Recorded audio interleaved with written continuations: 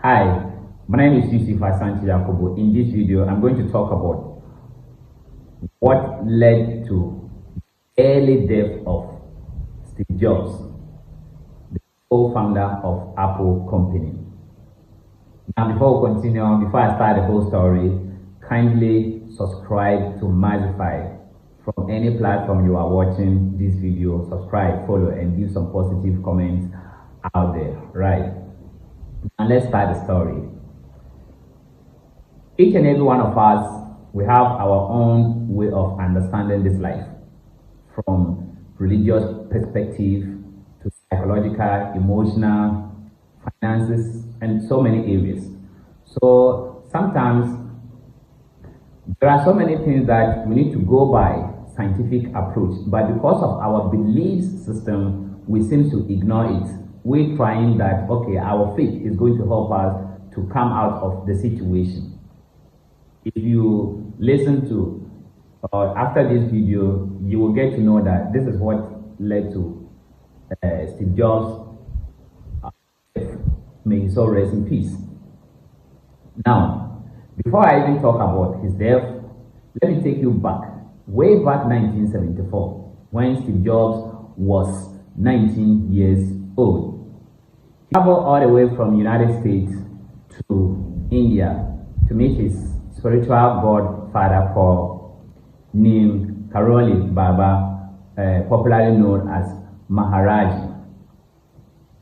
He was Steve Jobs' spiritual godfather or mentor. So he wanted to meet the man to groom him spiritually or in his spirituality. So he went to India with a friend, trying to reach out to this man. So after days and weeks of going up and down, when they got to where the residence of his mentor, unfortunately, he's passed out.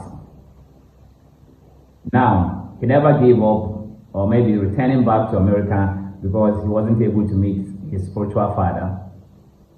He stayed in India for 7 months to learn Hinduism, right?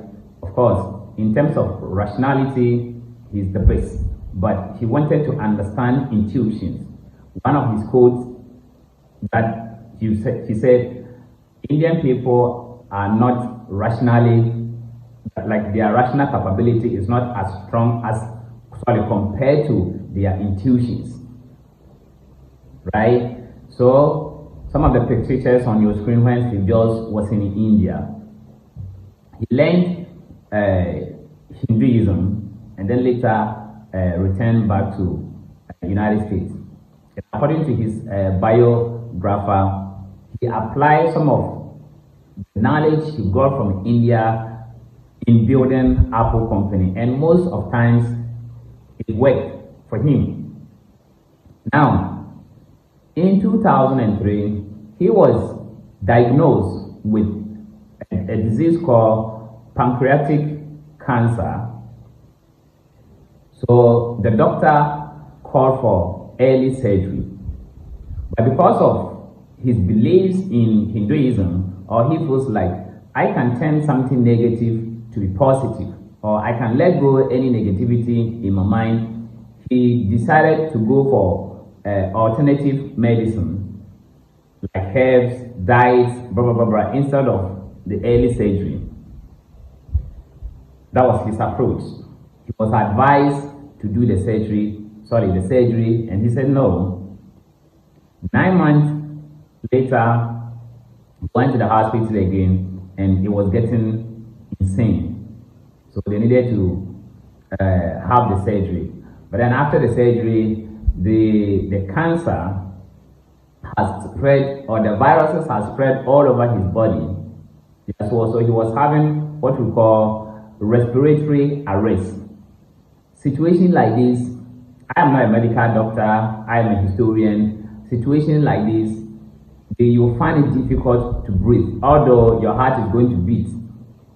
Yeah, but you will have challenges in your breathing. So it starts, whenever you see Steve Jobs, probably in a conference or anytime camera is on him, you could see that, hey, this man is not well. And he wasn't able to disclose his health status to investors or to business, like his partners. So later when people got to know that, okay, this is what is troubling him, and then it became a problem, they try to help, because this is something that obviously money cannot solve this problem. If it were to be money to solve this problem, probably the best doctors and or best medical doctors are in America and Europe. But because of his belief system, he refuses to have the surgery right at the time the sickness was, let's say, even less than 5%. Right? Less than 1%. So once he's growing up, and then these viruses and this sickness is also growing within his body, and then I think back in 2011, I guess, he was getting insane. So he resigned as a CEO of Apple, and then October 2011, fortunately, it was a bad news for the technology board or for tech people. He passed on in October 2011. Yes, that was October 2011. Right? So what really killed Steve Jobs was they were able to discover that he's not feeling well, so they need to have surgery. But because of his beliefs in Hinduism, and he feels like there are so many things, because he's done some before, even in companies, in building Apple. So he thought like, okay, I'll be able to overcome these challenges. But then this was health-related challenges.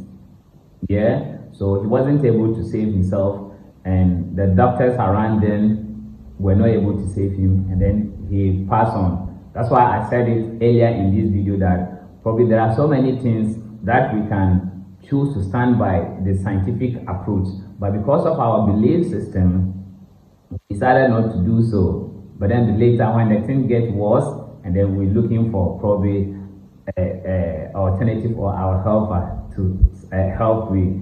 So that's really what killed Steve Jobs back in 2011. Now, in the next video, we're going to talk about the stock performance of Apple company since debut or since inception from 1980 up to now.